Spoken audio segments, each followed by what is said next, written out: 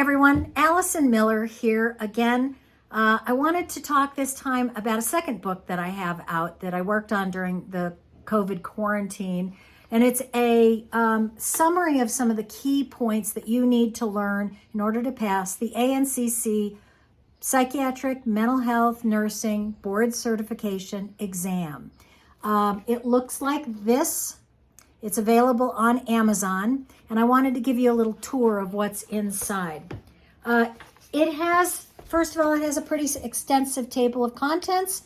It's in paperback format. You can buy it in hardback too, and in the Kindle, but those I think are a little harder to study from. Not the hardback. The hardback's just heavier and more expensive. There really isn't any reason to buy it in hardback.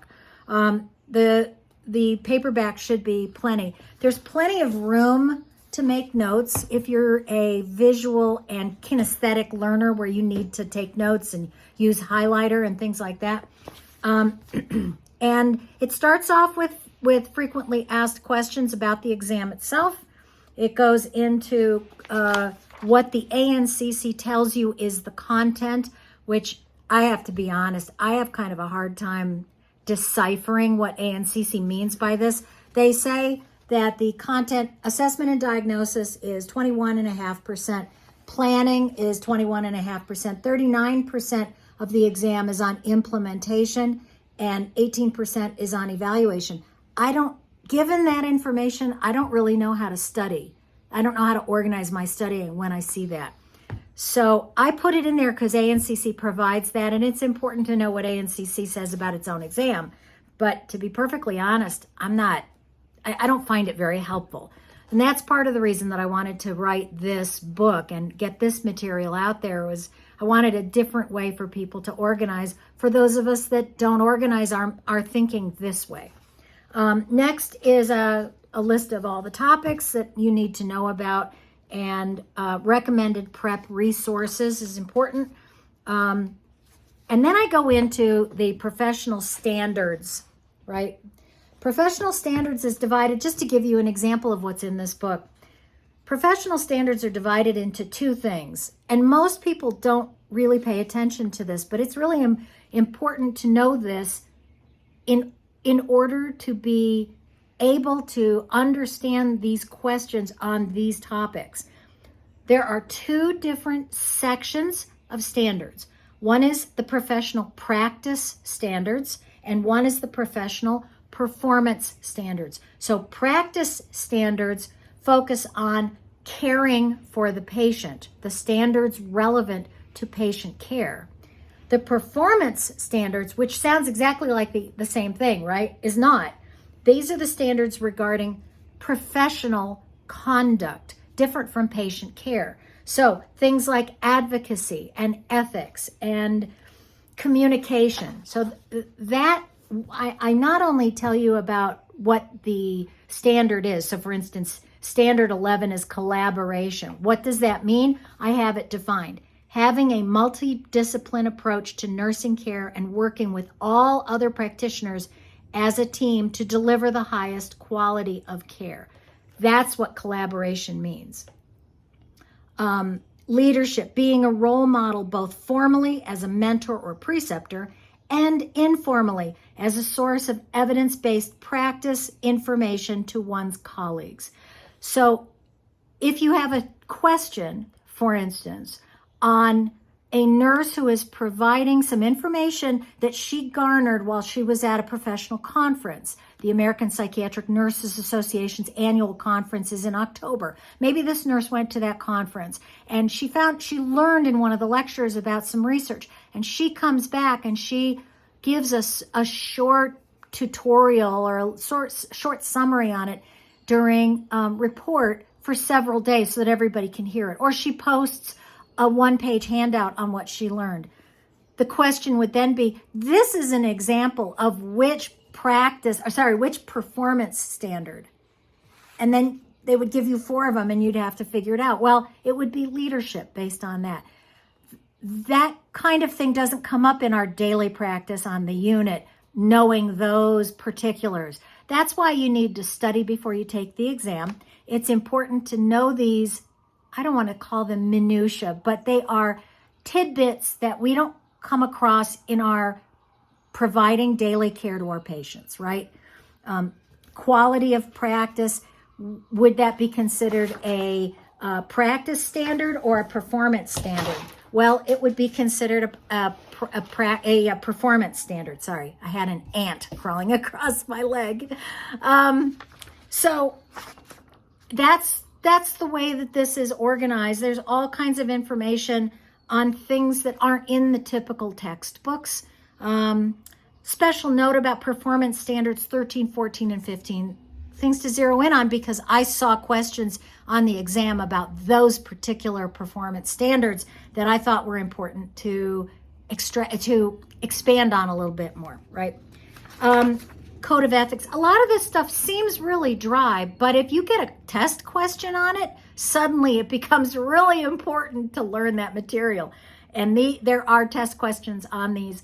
That's one of the things I wanted to make sure I say is that I call it a workbook. It's not really a workbook in the sense that there are areas for you to fill in the blanks and things like that, but it's a sort of a distilled amount of a distillation of information on some of these key topics that show up on the exam that are hard to learn when what you're doing is reading a couple of paragraphs in narrative format. This is done a lot of the time in sort of, organized like an outline, bullet format, bullet points. I don't do a lot of narrative because narrative, there's a lot of information in there that gets muddled when you're trying to learn something specific to the exam. This book contains information that is specific to the exam and not to psychiatric nursing at the graduate level, okay? I have an extensive piece on 10 legal topics that you really must know about to be solid for this exam. And actually, these are topics you should know about before you even walk on a psychiatric unit. Things like the exception to confidentiality. When is there an exception to confidentiality? What is involuntary psychiatric commitment? What are the patient rights? Did you know that every patient has the right to vote while they are in a psychiatric unit, no matter how ill they are, unless they've been deemed incompetent, right? And that general, their right to be able to manage their own life has been temporarily put into other people's hands for their own safety. But most of the time, patients are allowed or have the right to vote. They have the right to continue their education if they're adolescents, things like that. Information on nursing malpractice, advanced directives, sexual harassment. And then I have an extensive review of developmental theorists. I found reading about developmental theorists, first of all, mind-numbing. I just can't. I have to take what I read and then put them into little note cards and distill it down. Well, I decided that that's what I would do in this book.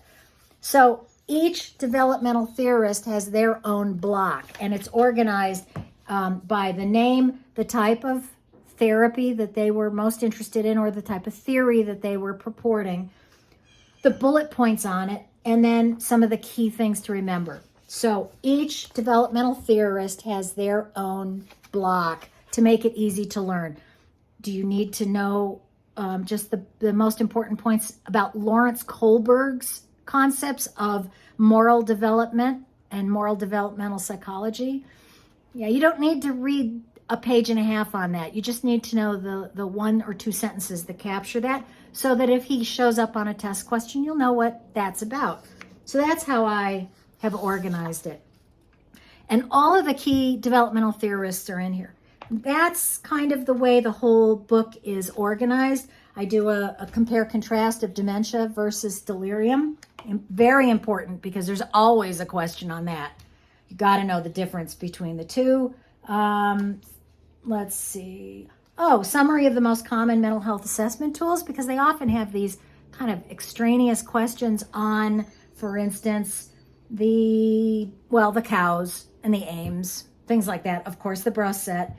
Hamilton Anxiety Score, but also things like the Mini Mental State Exam, the MMSE, or the Mental Status Exam. You need to know the difference between the two, and I have that summarized. So that gives you an idea. I have things on withdrawal and what the medications are, summarizing what medications treat depression, what medications treat bipolar disorder.